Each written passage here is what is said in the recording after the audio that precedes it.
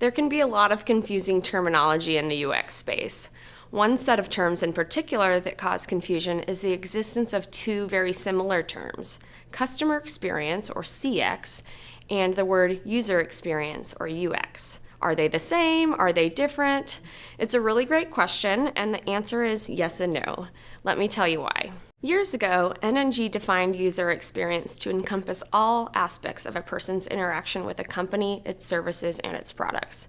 However, over the years, the term UX has taken on a more limited interpretation in practice. People tend to associate it with just a single interaction between a user and an organization. You might have also heard the term customer experience, or CX.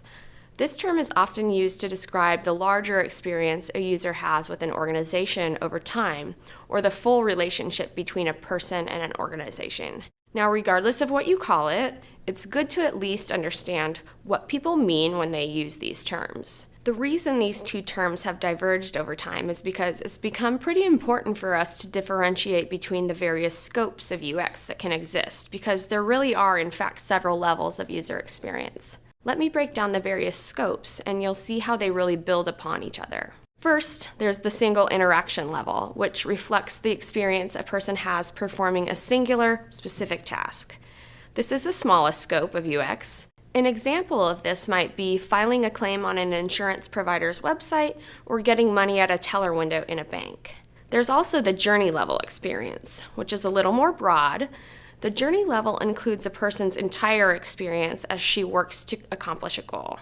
This journey could potentially take place over time and across channels and devices. So, the user experience of filing an insurance claim online is just one interaction level experience in a whole series of related interactions that make up the entire customer journey around that claim.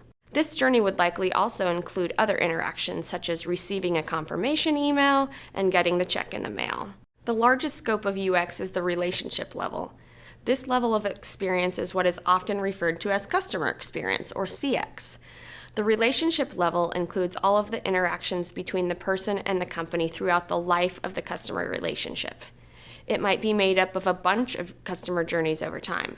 One example of this might be the combined experience of researching, buying, using a product, and receiving support for that product over the course of several years. It's important to acknowledge and differentiate between these three scopes, because what it takes to deliver good UX at each level can be quite different.